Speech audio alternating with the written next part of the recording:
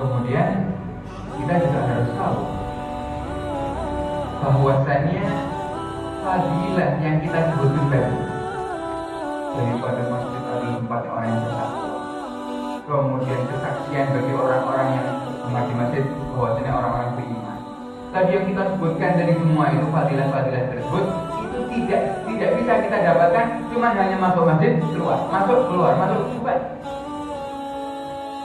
Kita tidak bisa mendapatkan fadilah tersebut hanya cuma sering ke masjid saja itu dapat, tidak. Tapi orang yang mendapatkan fadilah tersebut, pahala tersebut, balasan yang besar tadi bagi orang-orang yang ke masjid itu bukan semua orang, tapi adalah orang-orang yang masuk masjid dengan adab dan ihtiram. Masuk masjidnya pakai adab, masuk masjidnya pakai ihtiram, memuliakan, mengagungkan masjid. Orang-orang yang seperti ini yang pantas untuk mendapatkan daripada fadilah tersebut. Kita ambil contoh saja biar lebih paham. Rumah kita masing-masing. Jika ada tamu datang, dalam hadis disebutkan bahwasanya orang yang beriman kepada Allah dan beriman kepada hari akhir diperintahkan untuk memuliakan tamu, betul tidak? Kita dianjurkan oleh Nabi Muhammad untuk apa? Memuliakan, menghormati dan memuliakan tamu. Jika ada di rumah kita tamu, kemudian tamu tersebut masuknya pakai akhlak, ketuk pintu dulu. Setelah mengetuk pintu, mengucapkan salam. Kemudian kita bukain, minta izin dulu biar masuk. Tidak masuk kecuali sudah kita izinkan. Kemudian tidak duduk kecuali di tempat yang kita izinkan tempat duduk tersebut. Nah, tamu yang beradab dan berakhlak seperti ini pantas untuk kita muliakan atau tidak? Dan harus kita muliakan, kita luar biasa. Tapi kita ambil contoh lain, jika ada tamu masuk rumah kita tanpa izin, tidak mengetuk pintu, tidak pakai salam, kemudian makan daripada makanan kita tanpa kita persilahkan, kemudian duduk atau masuk ke kamar kita tanpa kita persilahkan, kamu seperti tidak punya adab, tidak punya akhlak seperti ini. Pantas kita muliakan atau pantas kita usir? Hah? Berhak untuk dimuliakan? Nah, orang-orang seperti tidak perlu. Kalau perlu kita usir. Kalau itu permisalan tamu manusia yang masuk ke rumah manusia juga sama manusia, bagaimana kalau kita masuk ke rumahnya Allah Subhanahu wa Ta'ala? Tentunya harus dengan adab dan akhlak yang lebih besar lagi. Kalau kita masuk ke rumahnya manusia tidak pakai akhlak, kita pantas untuk diusir, apalagi masuk ke rumahnya Allah tidak pakai akhlak. Makanya kita katakan tadi bahwasanya fadilah yang besar yang kita sebutkan tadi yang di pertama kita taklim adalah khusus bagi orang-orang yang masuk masjid dengan adab dan dengan ihtiram. Kemudian kita katakan, sudah Ustaz, saya ingin mendapatkan fadilah tersebut dan saya ingin masuk masjid dengan adab. Tapi masalahnya apa? Masalahnya saya tidak tahu apa itu adab-adab masjid, apa itu akhlak-akhlak masjid, agar kita bisa mendapatkan daripada fadilah yang besar tadi. Nah, di sini kita akan bahas sedikit saja. Di sini kita akan bahas, kita akan jelaskan daripada adab-adab masjid, daripada sunnah-sunnah yang harus dihidupkan ketika kita masuk masjid. Kalau kita membahas yang namanya akhlak, atau membahas yang namanya budi pekerti, atau yang membahas yang namanya adab, itu pasti pikiran kita langsung tertuju kepada Nabi Muhammad Sallallahu Alaihi Wasallam. Nabi Ali bin Muhammad Al-Haji, beliau di dalam maulidnya mengatakan, wa ma min khuluqin fil bariyati mahmud illa wa huwa mutalakkan an zainil qulub. Tidaklah, kata Habib Ali, ada budi pekerti yang mulia, akhlak yang mulia, kecuali akhlak tersebut bersumber daripada Nabi Muhammad Sallallahu Alaihi Wasallam. Maka coba kita lihat bagaimana sih Nabi Muhammad ketika masuk masjid. Apa yang dikerjakan Nabi Muhammad ketika masuk masjid agar kita bisa meniru, agar kita bisa termasuk orang-orang yang akhlak memuliakan masjid.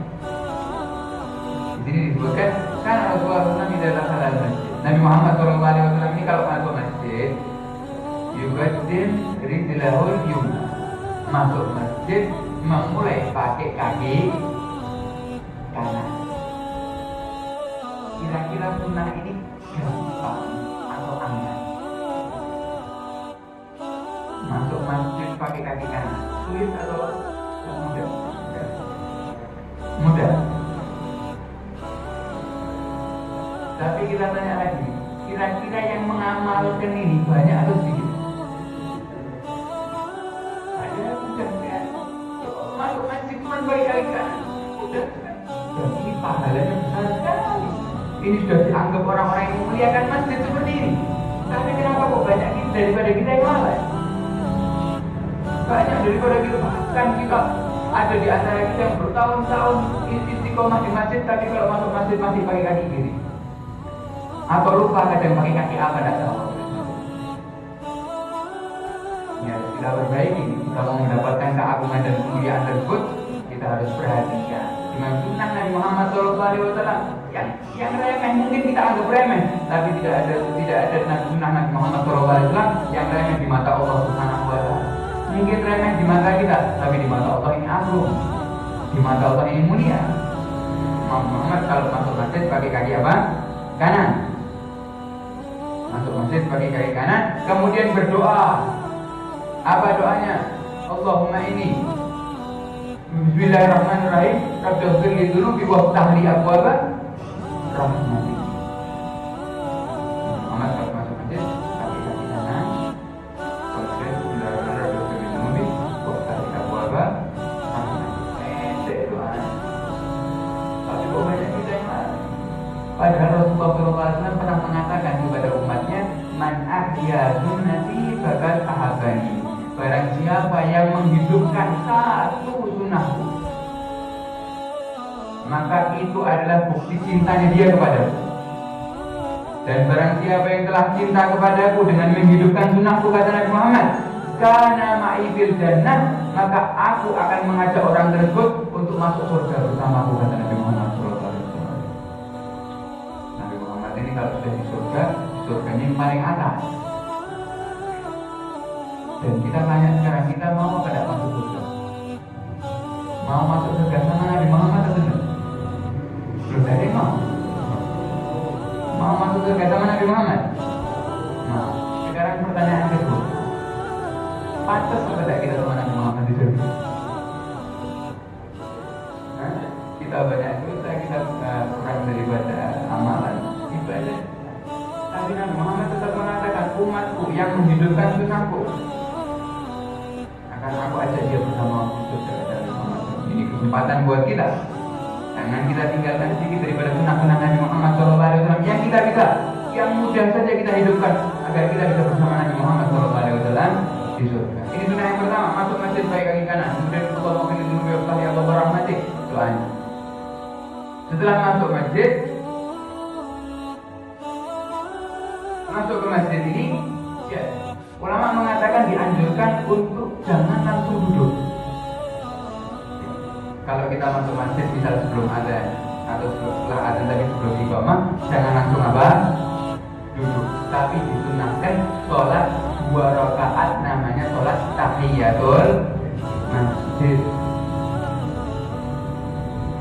Sholat tahiyatul masjid ini ulama mengatakan seakan-akan kita memberikan salam kepada Allah Subhanahu wa Ta'ala. Kalau kita masuk rumahnya orang, kita mengucapkan apa? Salam. Tapi kalau kita masuk masjid, kita sholat apa? 2 rakaat tahiyatul masjid. Kemudian Ustaz, kalau tidak sempat gimana? Misal sekarang ada taklim, ada daras, saya masuk masjid, saya langsung mau duduk, mau mendengarkan taklim. Gimana Ustaz? Saya tidak sempat sholat 2 rakaat tahiyatul masjid.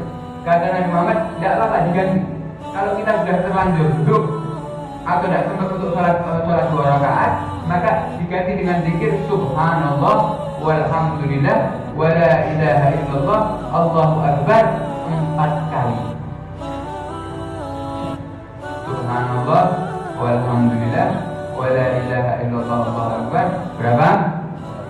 4 kali. Baru duduk 4 kali doa tersebut itu sebanding dengan sholat 2 rakaat tahiyatul masjid. Jadi kalau bisa sholat tahiyatul masjid, sholat. Tapi kalau tidak apa-apa, tidak bisa, ya sudah duduk tidak apa-apa, tapi baca zikir tersebut. Kemudian kalau kita sudah duduk, sudah masuk masjid, sudah sholat 2 rakaat tahiyatul masjid, kita duduk. Jangan lupa yang namanya niat i'tikaf. Niat i'tikaf ini pahalanya luar biasa. Niat i'tikaf ini pahalanya besar sekali. Perbedaan antara seorang yang duduk di masjid dengan niat i'tikaf dengan orang yang duduk di masjid tidak dengan niat i'tikaf itu beda sekali. Jauh sekali. Karena seseorang yang duduk di masjid dengan niat i'tikaf itu per detiknya dianggap dia sebagai orang yang beribadah. Misal, sekarang saya masuk masjid sebelum adzan maghrib misalnya. Adzan maghrib masih kurang setengah jam saya sudah ada di masjid. Tapi saya cuma duduk aja, saya tidak ngaji, saya tidak zikir, saya cuma duduk aja. Ngadem kipas angin. Habis itu duduk ngadem di masjid.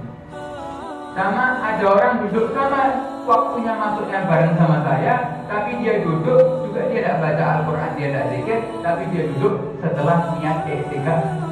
Setelah niat i'tikaf. Nah, waktu i'tikaf di dalam masjid masuk di sini. Setengah jam tersebut itu yang saya duduk yang tidak niat i'tikaf. Kalau tidak dikiran tidak dapat pahala, kalau tidak baca Al-Quran tidak dapat pahala. Tapi kalau orang duduk tadi dengan niat i'tikaf, walaupun dia tidak baca zikir, walaupun dia tidak membaca Al-Quran, tetap dihitung seperti orang yang beribadah.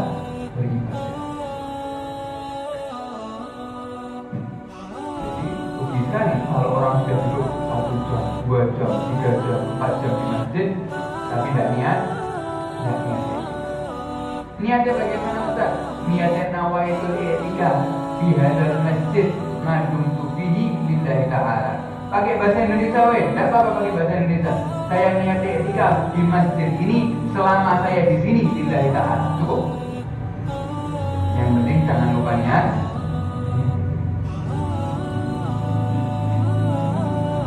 Kemudian kalau kita sudah di masjid, kita niat tahiyatul masjid, kita juga sudah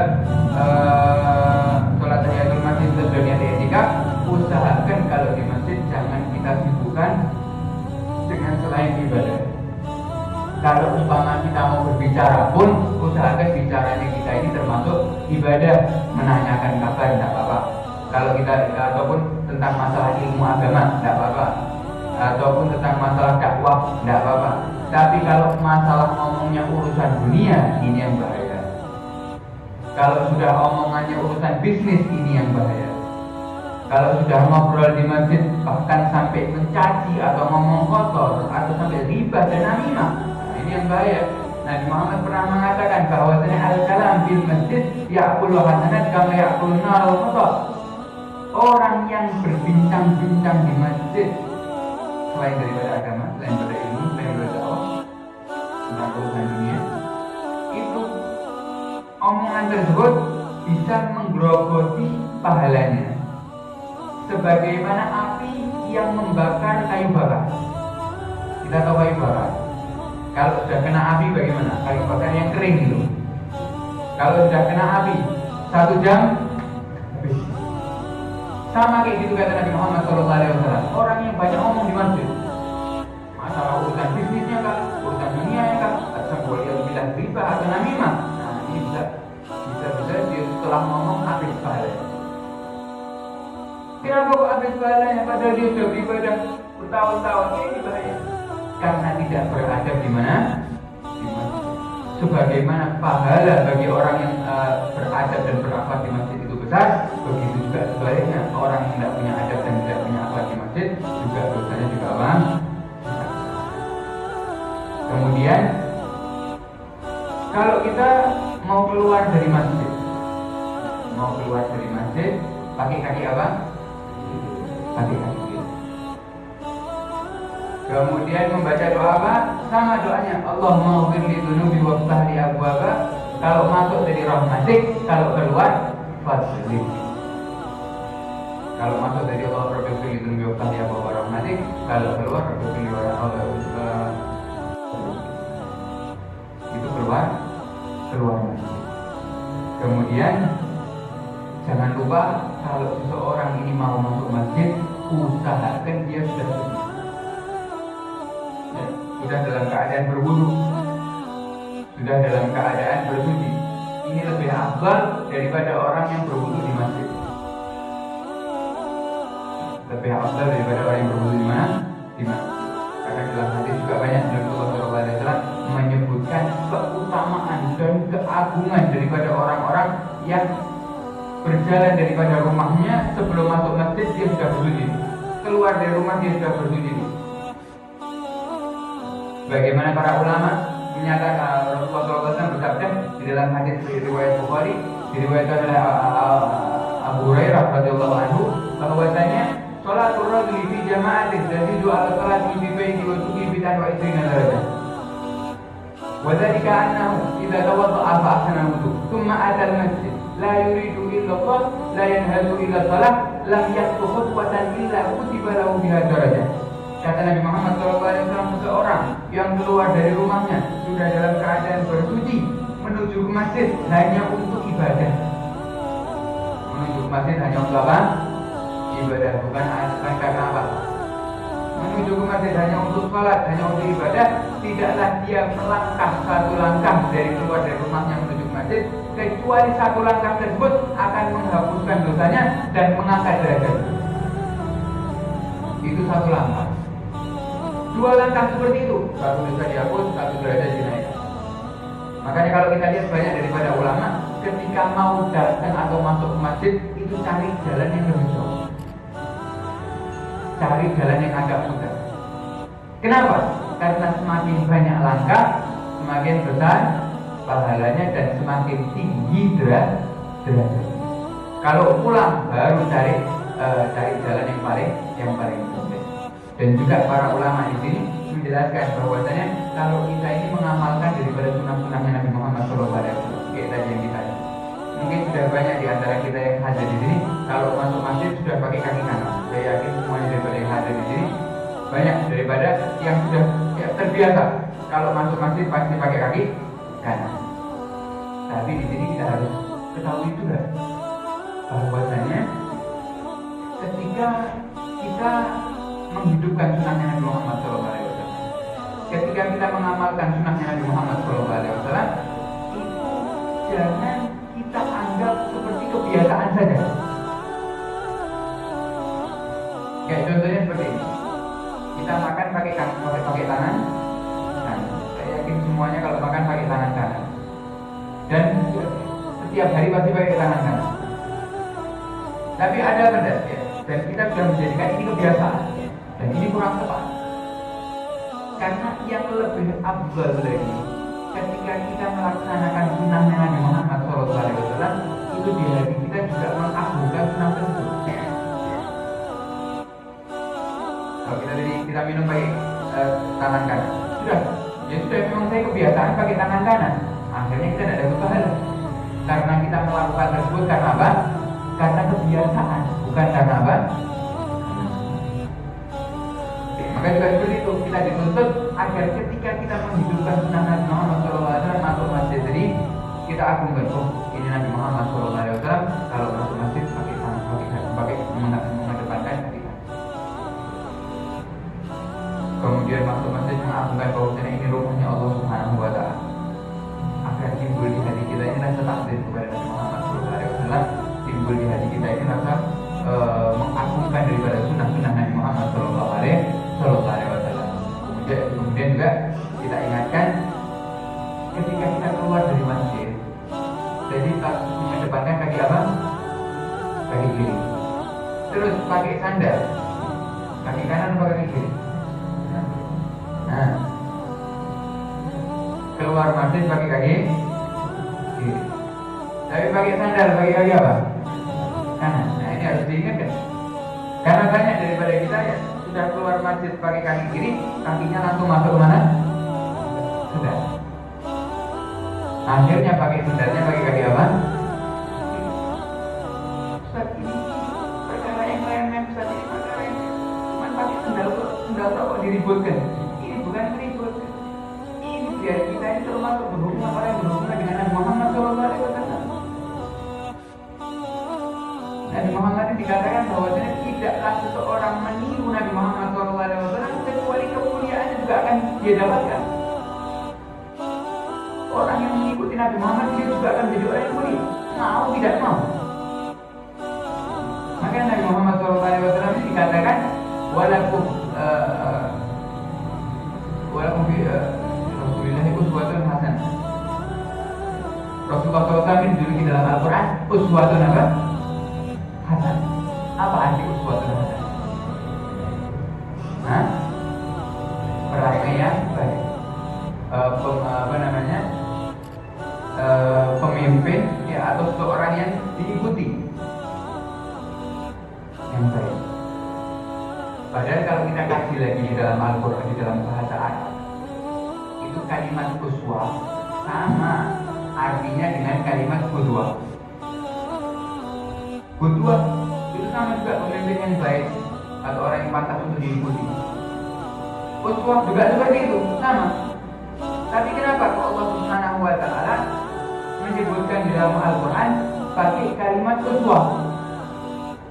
Kenapa kok tidak pakai kalimat qudwah? Di sini ada hikmahnya ternyata. Perbedaan antara uswah dengan qudwah. Nabi Muhammad mendapatkan titel yang namanya uswatun hasanah, alias uswah ini juga pemimpin yang baik, akan tetapi tidaklah seseorang mengikuti uswah tersebut, mengikuti pemimpin yang baik tersebut, kecuali dia juga akan menjadi pemimpin. Berbeda dengan qudwah.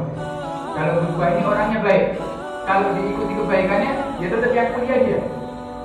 Yang mengikuti tidak ikut menjadi mulia. Tapi kalau Nabi Muhammad tidak. Nabi Muhammad ini mulia, dan yang mengikuti dia juga akan menjadi apa? Mulia. Kita lihat dokter, kalau mengikuti Nabi Muhammad SAW menjadi pemimpin para dokter. Businessman, orang yang bisnis bekerja, orang kantor, kalau mengikuti Nabi Muhammad SAW dia akan unggul. Mahasiswa, dia kalau mengikuti Nabi Muhammad SAW dia akan unggul. Dai atau ustaz, dia kalau semakin dekat dengan Nabi Muhammad SAW dia juga semakin apa? Semakin unggul. Ini daripada rahasia mengikuti Nabi Muhammad SAW. Semampu kita, sebisa kita di masjid kita hidupkan sunnah Nabi Muhammad SAW. Maksudnya kita daripada ahlul masjid ini kita hidupkan sunnah Nabi Muhammad. Kalau kita lihat para ulama dulu, itu banyak daripada guru-guru kita, mereka ini ada yang masuk masjid sudah sampai tengah sini, tiba-tiba keluar lari. Setelah keluar masuk lagi. Ini yang lihat bingung. Ini kenapa itu? Ketika ditanyakan, Ustaz, kenapa kok tadi sudah sampai tengah masjid kok keluar lagi terus masuk lagi? Kemudian guru ini menjawab bahwa iya, tadi ketika saya masuk masjid saya sudah sampai tengah sini, saya ingat saya lupa tadi masuk masjid tidak pakai kaki kanan. Akhirnya saya cepat-cepat keluar, kemudian masuk masjid lagi, biar saya masuk masjidnya pakai kaki apa? Kaki kanan. Seperti ini orang-orang yang cinta dengan Nabi Muhammad SAW, orang-orang yang berkorban untuk Nabi Muhammad SAW, orang-orang yang memang menghidupkan sunnah Nabi Muhammad, dan orang-orang yang memang daripada ahlul masjid hatinya berhubungan dengan masjid. Semoga Allah Subhanahu wa Ta'ala menjadikan kita orang-orang yang termasuk orang-orang yang hatinya berhubungan dengan masjid Allah Subhanahu wa Ta'ala, dan orang-orang yang termasuk memakmurkan masjid sehingga kita kelak di hari kiamat bisa dinaungi oleh Allah Subhanahu wa Ta'ala di bawah arsy-Nya Allah Subhanahu wa Ta'ala. Dan Allah menjadikan ilmu kita ilmu yang bermanfaat di dunia dan di akhirat, menjadi cahaya untuk hati kita, cahaya untuk keluarga kita, cahaya yang insya Allah bisa menerangi kuburan kita, dan insya Allah bisa menyampaikan kita di surga yang paling atas bersama Nabi Muhammad SAW. Amin Allahumma amin. Wassallallahu ala sayyidina Muhammad wa ala alihi wa sahbihi. Assalamualaikum.